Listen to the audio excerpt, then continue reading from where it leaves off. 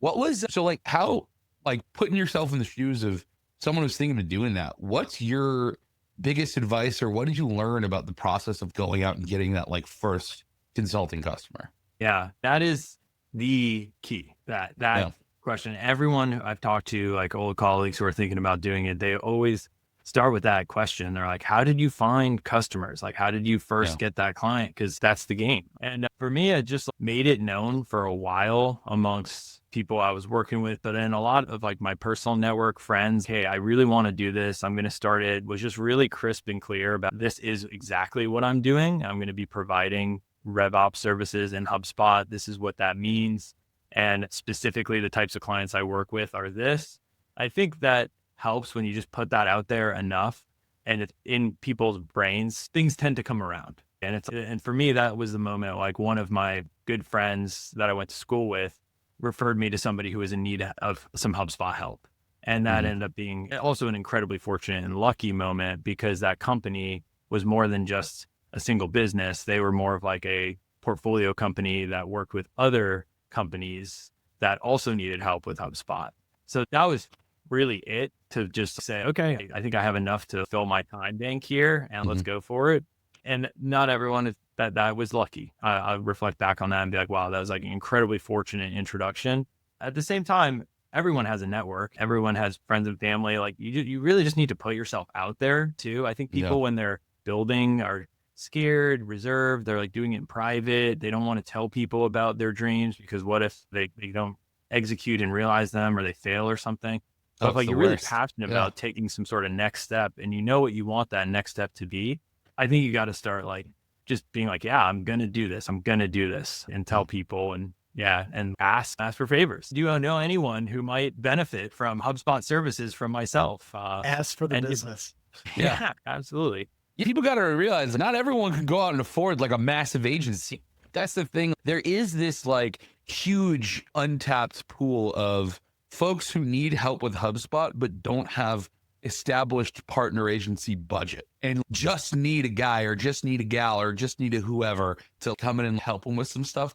Like even just today, my wife hit me up and she's like, "Hey, just so you know, my coworker's husband's having a hell of a time with HubSpot. So if you see a LinkedIn connection, that's him." And I'm like, oh fuck, I don't have time to deal with this. But like, and the need for it is out there, right? And sometimes you just have to like put yourself out there very aggressively and lean on your network. And if you're in the HubSpot sphere somehow, that network is right there within reach, right? There's plenty of your colleagues at HubSpot that have customers that have gone, I don't have budget for a big ass partner that wants like a huge retainer. Like they just need a guy. I can't tell you how many like awkward conversations I've had with people where they're just like, "Hey, do you know a good like HubSpot person?" And I'm like, "I know HubSpot partner agencies," and it's in those like all the time that is like way out of the question for what someone needs, right? And so there is this Right. huge need for people like getting started trying to make a name for themselves, right? We're seeing it with the rise of Profoundly, and that they're Yeah. tapping into that whole market and that whole very real fact that demand exists. And there's people that like want to fill those gaps and be that thing that aren't necessarily at a partner agency, right? And it's there, but The like you demand is said, you got to huge. put yourself out there. You got to go grab Yeah. it, right? Yeah. Yeah. And Yeah, what's crazy is like with this path is always the exact same illuminated path. And I think as we talk to people, we constantly see that this HubSpot ecosystem, there's so many nooks, so many crannies. We're just rolling off of inbound 25 and there's 97 more buttons to click, right? There's so many more things that you could do and people need to understand and don't know. So if you're one book ahead, if you've done the research, you have the experience, you got the track record, you see it since it was marketing, probably just like a marketing tool, right? When hmm you're able to build all of that, you have the skills that can save someone time and they will exchange money, energy for that saving of time so that I don't have to do this to have other things to do. And we always see that once you do that and you are putting yourself out there, even my first service, like consulting client was a friend of a friend that needed some SEO stuff like in 2008, like back in the day, right? It's always going to be a network effect of, I know this. Do you know anybody that needs it? If you do, I'm right here. And then yeah, all of a sudden, like you've probably found out, Andrew, it starts to roll downhill and you have problems, which is the good problem now. You're like, I only have 2 thumbs. Now I got Yeah. to get a couple thumbs. Now I'm going to make sure that there's enough stuff coming in so that I can fill up 4 thumbs. And then you get to yeah. 6. And then you end up with happily. So it ends up being a big thing, especially when you do this thing, just to segue into what you're building. Once you start playing around with HubSpot so much, and Max, I always poke Connor, I'm like, dude, we were thinking about coming out with Associate, but I didn't use HubSpot enough to know that was like a thing. Once you start to really use HubSpot, you're like, oh, wow, like here's a gap.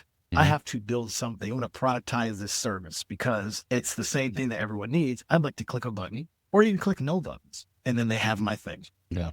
That seems like that's the route that, Andrew, you've fallen into, where it's, okay, I know HubSpot. You know it really well. You've worked with it. You know it from the inside out, literally. And now you've seen some consistent problems, and that has led you to start playing around with the ecosystem and app in the app marketplace. So tell us about that transition of how I have an idea. What's next? Like, where did the idea spawn from? Where does it see you? What happened?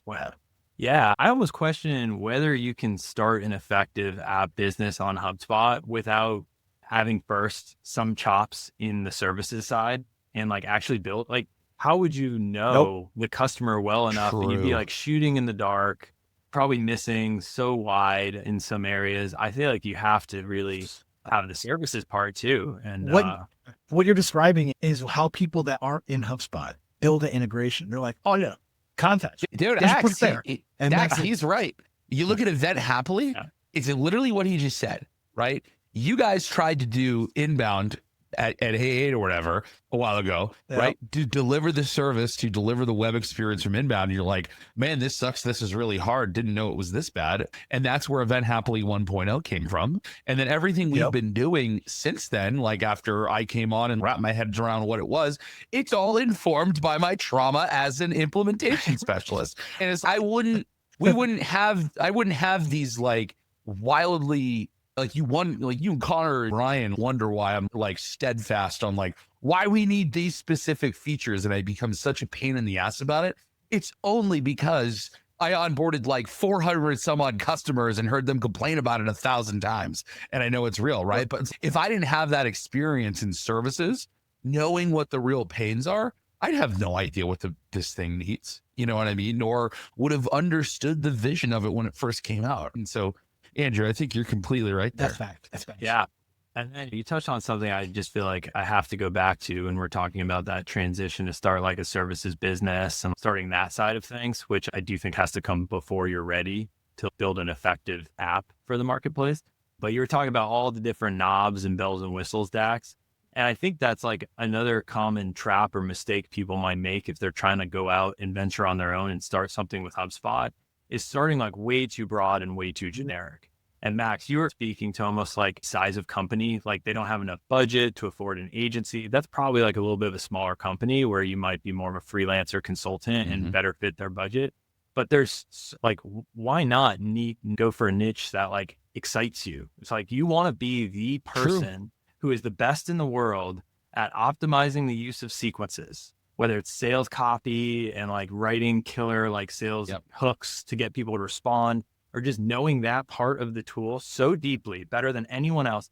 You're going to get so much business because so many partner agencies, other consultants are going to want to work with you. People love referring in somebody who's like even better at an area that they don't touch at all. Like, I won't do anything with writing email sales copy, but I'd love to have that person in my network to be able to bring them in and refer them. So that was the other thing I just would be remiss if I didn't speak to in terms of starting a service business on HubSpot, is go for a niche, go like as granular as you can, pick like a part of the tool and really go deep there. And then talking about the transition to the app side, then you're going to know exactly where the gaps are in that specific part of the product. And you could probably build an awesome enhancement that layers on top of sequences and does something that sequences doesn't. Send time optimization that they just came out with for like marketing emails and stuff like that.